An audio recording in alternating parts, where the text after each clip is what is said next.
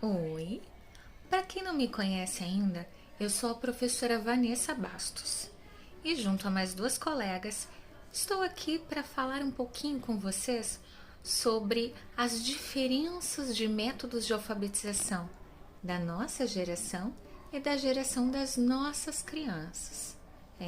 Também estou aqui para falar um pouquinho das descobertas da neurociência que embasam o que nós vamos falar. Podem ficar tranquilos que tudo tem base nos estudos que temos feito recentemente. Os cientistas que não param de estudar descobriram há algum tempo que o cérebro humano não foi fabricado para leitura. O cérebro humano não foi fabricado para ter a capacidade de ler.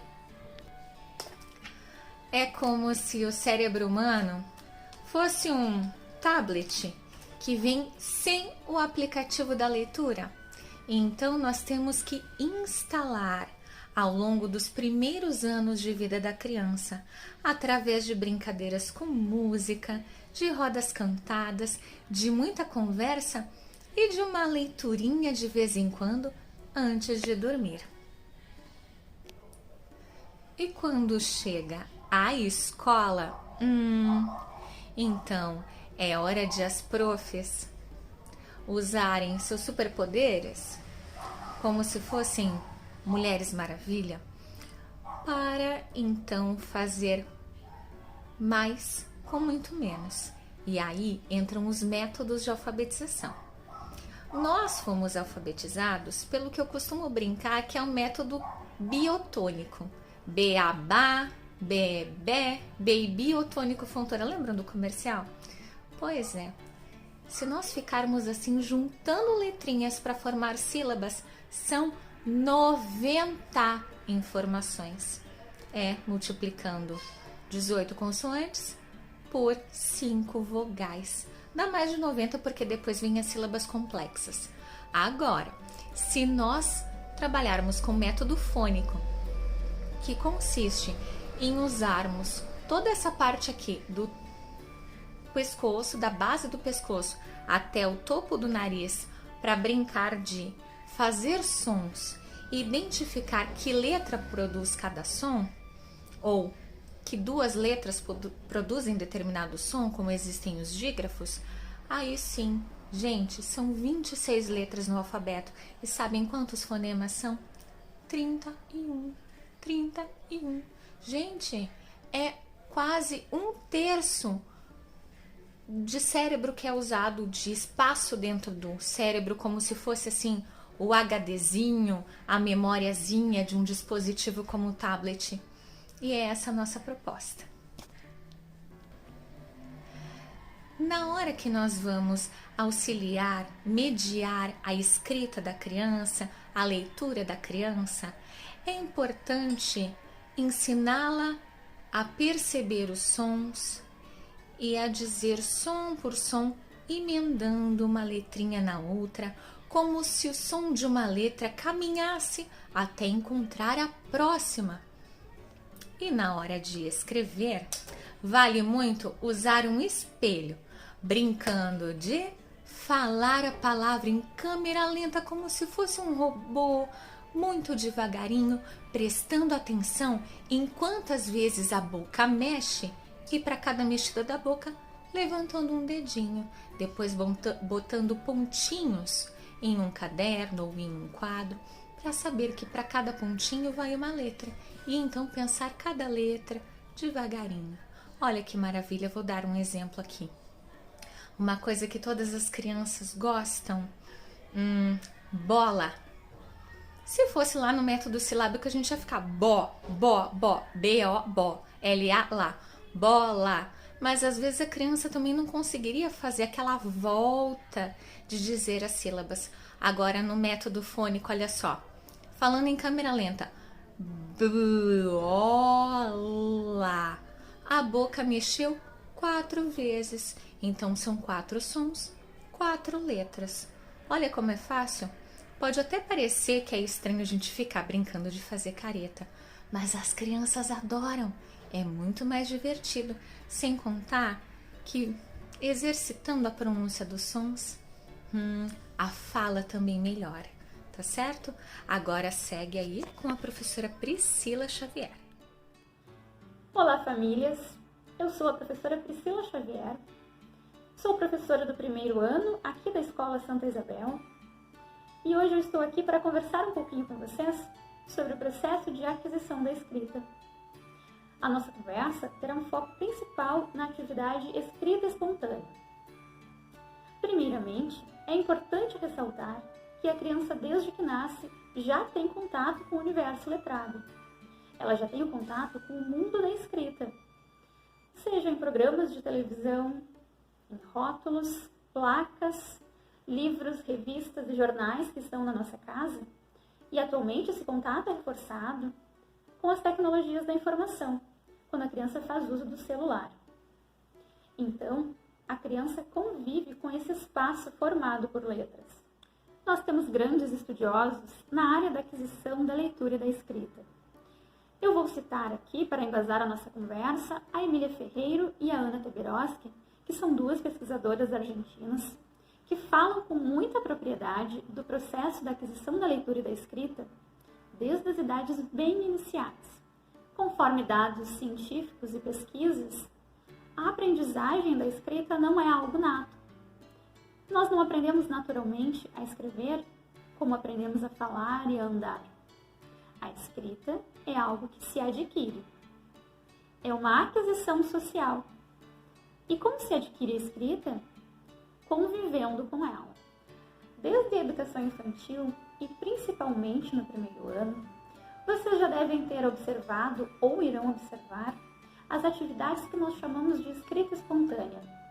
Essas atividades geralmente vêm com uma nomenclatura escreva do seu jeito, ou então escreva da melhor maneira que você conseguir, e também pode ser escreva como você imagina que é, utilizando as letras que você acha que representa essa palavra. Mas por que escrever do seu jeito? Porque no momento em que a criança tenta sozinha, em uma atividade ou no momento de uma brincadeira, a criança está reunindo todo o seu conhecimento, desde a educação infantil. Ela está conseguindo organizar as suas ideias. Algumas famílias demonstram muita ansiedade e dúvida no momento de realizar essa atividade e acabam recorrendo para que a criança copie a palavra escrita da maneira convencional. No momento que a criança copia, ela não está refletindo sobre a escrita daquela palavra e ela não está juntando o seu conhecimento para formular as suas próprias hipóteses. E nesse momento, o papel do adulto, ele se dá muito sobre a motivação da autonomia da criança, para que a criança tente fazer sozinha, não fique nervosa com o erro, não fique insegura, pensando que o adulto vai reprimir ou alguém vai gostar menos dela se ela errar. Ela tem que ser incentivada a tentar, ela tem que arriscar e tentar organizar aquilo que ela já sabe. A escrita é um processo que se desenvolve por níveis, onde inicialmente a criança representa as palavras com bolinhas e risquinhos e também mistura com algumas letras. Nesse momento, a criança não faz distinção entre desenhar e escrever. Até que, com o passar do tempo, ela vai percebendo que para escrever palavras, nós usamos apenas letras. E nesse momento, geralmente a criança utiliza as letras do próprio nome ou alguma outra letra do alfabeto que ela tenha memorizado. A partir daí, com o trabalho do professor e a realização das atividades que trabalham a percepção sonora, a criança vai avançando e vai construindo novas hipóteses em relação à sua escrita. E o professor precisa dessa produção da criança para proporcionar atividades e momentos nos quais a criança possa avançar nessas hipóteses. Eu espero que esta fala tenha auxiliado as famílias na compreensão da importância da atividade de escrita espontânea e também da importância de enviar os registros de criações e produções das crianças realizados sem a cópia. Obrigada pela atenção de todos, foi um grande prazer estar conversando com vocês. Bom dia, famílias! Eu sou a Prof. Aline. Então, continuando a fala da professora, como que eu vou fazer, eu como adulto, né, adulto que está auxiliando essas crianças na alfabetização e na escrita espontânea, como que eu vou fazer para que eu não interfira, né, nessa escrita espontânea? Como que eu posso fazer? Como que eu vou mediar esse conhecimento? Né? De uma forma em que a criança entenda, compreenda a parte da escrita, sem que não fique aquela coisa automática, aquela escrita automática, ou então aquela escrita engessada. Né? Eu não posso simplesmente criar um cartaz para a criança e fazer ela decorar que o B e o A da Bá, o B e o E da B, o L e o A da Lá, o M e o E da Me, sabe? Ela não tem que decorar isso, ela tem que entender como isso acontece. Então, a escrita espontânea com a intervenção, com a mediação do adulto, acontece da gente falando as palavras para a criança. Um exemplo, eu vou pegar um objeto, tá? Eu tenho aqui uma tesoura, tá? E a criança tem que escrever do jeito que ela acha que é. Como que eu escrevo a palavra tesoura, né? Primeiro, fala para a criança apenas a palavra tesoura, né? Escreve para mim o nome desse objeto ou dessa imagem, né? E aí ela vai colocar do jeito que ela acha que é, certo? Depois, uma segunda forma, tá? Que objeto é esse? Uma tesoura, né? Ela vai ouvir o som da palavra tesoura, né? E vai começar a colocar as letras que ela já reconhece o som e já sabe a forma, a grafia, né, escrita dessa palavra. Então, ela sabe que o som T é da letrinha T, né? Então, tesoura, né? Então, ela sabe. Outra forma é a gente falar pausadamente. Tesoura, para salientar bem cada sonzinho dessas palavras, dessas letrinhas, né?